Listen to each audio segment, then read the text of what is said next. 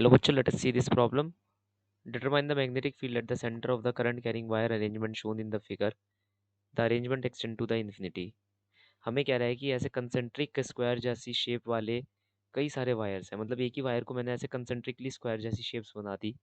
हमें बताना है कि at the centre magnetic field क्या होगी, net magnetic field due to all this mass क्या होगी। सो यहाँ पर देखो, सबसे पहले मैं क्या कर सकता हूँ, ये जो छोटी छोटी एजेस है ना जो यहाँ नहीं दे रखी, एक्चुअली उन्हें गिनना नहीं है, क्योंकि यहाँ पर कहीं भी क्वेश्चन के अंदर हमें दे नहीं रखा कि उन्हें गिनना है। यहाँ तक बात समझ आई। सो ये जो यहाँ पर अनप्रेजेंट एजेस है, जितनी भी अनप्रेजेंट एजेस है उन्हें ये मानकर चलो कि वो इस स्क्वायर को कंप्लीट कर रही है। क्या कर रही है? इस स्क्वायर को कंप्लीट कर रही है ऐसे करके। ठीक है, इस स्क्वायर को कंप्लीट कर रही है वो। तो यहाँ पर मेरे पास स्क्वायर बन गया, पहला, दूसरा, तीसरा, चौथा, ऐसे करके कई सारे स्क्वायर।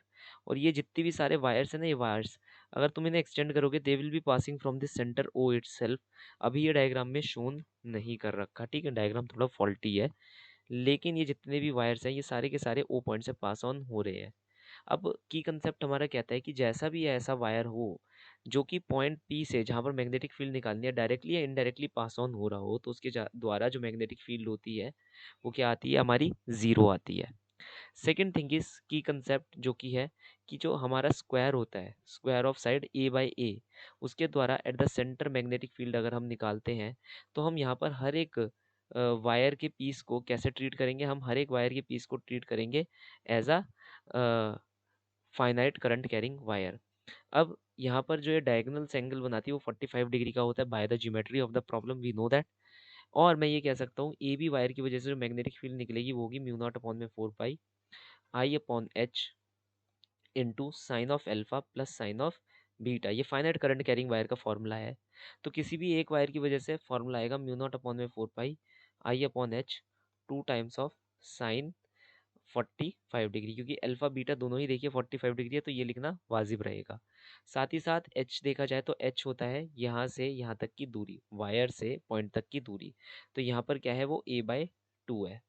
ठीक है, तो 2 2 ज़ा 4 और यहाँ से 4 उड़ जाएगा। तो मैं यहाँ पर लिख सकता हूँ म्यू नॉट अपॉन में under root 2 pi I upon a. ये है magnetic field due to a single wire.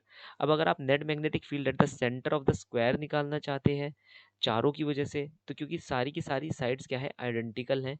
और मान लिया इसके अंदर ऐसे करंट जा रहा है that is anti clockwise direction, सारी की सारी साइड आइडेंटिकल है, and by the right hand curl rule मैं ये कह सकता हूँ कि सबके द्वारा यहाँ पर मैग्नेटिक फील्ड होगी outside the plane of paper. ठीक है, तो जो नेट मैग्नेटिक फील्ड निकल कर आएगी eight the centre, it will be 4 times of any one of them. किसी भी एक का 4 गुना कर दो, उतनी net magnetic field at the centre of the square आएगी। अब यहाँ पर स्क्वायर नंबर 1 2 3 4 ऐसे करके 4 स्क्वायर है।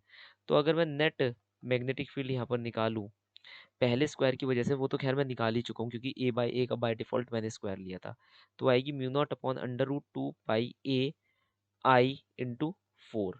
ठीक है, इतनी हमारी नेट मैग्नेटिक फील्ड यहाँ पर बन जाएगी। अब मैं यहाँ पर क्या कर सकता हूँ, इसे थोड़ा सा और रिफाइन कर लेते हैं इस फॉर्मूले को। रूट 2 से मल्टीप्लाई और रूट 2 से डिवाइड कर लेना। ठीक है, रूट 2 से मल्टीप्लाई रूट 2 से डिवाइड कर लेना। तो यहाँ पर आपके पास फॉर्मूला आ जाएगा, ये बन जाएगा 2 और ये बन जाएगा 2, that is 2 mu not I, 2 mu not I root two upon A. इस फॉर्मूले को डायरेक्टली हम यहाँ यूज़ करेंगे। ठीक है, लेकिन याद रखना डायरेक्शन बहुत इंपॉर्टेंट है। जैसे पहले वाले में, पहले वाले स्क्वायर में क्लॉकवाइज डायरेक्शन जा रहा है, हमने क्या लिया था? एंटी क्लॉकवाइज, है ना, हमारा एंटी क्लॉकवाइज था, that is outside the plane of paper हमारी मैग्नेटिक फील्ड आ रही है। इसका क्या है? क्लॉकवाइज है, तो पहला आएगा 2 root two mu naught I upon ए के कैप। दूसरे वाला वायर को देखो, एंटी क्लॉकवाइज है, ठीक है, सॉरी, पहले वाले वायर की वजह से inside the plane of paper आएगा, तो माइनस के कैप आएगा, है ना। देख लो, क्लॉकवाइज है तो inside the plane of paper. अब दूसरे वाला बिल्कुल हमारे जैसा है, एंटी क्लॉकवाइज है तो outside the plane of paper, mu, तो यहाँ पर आ जाएगा 2 root 2 mu not I upon, यहाँ ए है क्योंकि इसकी एज ए है, दूसरे वाली की 2a है तो मैं 2a लिख देता हूँ। ठीक है, और outside the plane of paper. Similarly तीसरे वाला 2 रूट 2 म्यू नॉट आई, और इसमें क्या है? क्लॉकवाइज जा रहा है, क्लॉकवाइज तो inside the plane of paper. ठीक है, अपॉन 3a, और ऐसे ही ये चलता रहेगा, बहुत सारे चलते रहेंगे। जो जो चीज़ें कॉमन है वो मैं बाहर की तरफ ले लेता हूँ। मुझे दिख रहा है यहाँ क्या क्या है, 2√2 mu not I upon a, ये चीज़ कॉमन है, और के कैप ये चीज़ कॉमन है। तो 2√2 mu not I upon a, ये मैंने बाहर ले लिया, के कैप भी मैंने बाहर ले लिया, और अंदर बच रहा है -1/1 +1/2 -1/3 +1/4 -1/5 चलता ही रहेगा। माइनस भी हम बाहर की तरफ ले लेते हैं, 2√2 mu not I minus k cap upon a, तो इससे हमें पता चल रहा है कि inside the plane of paper हमारा आंसर आएगा, है ना।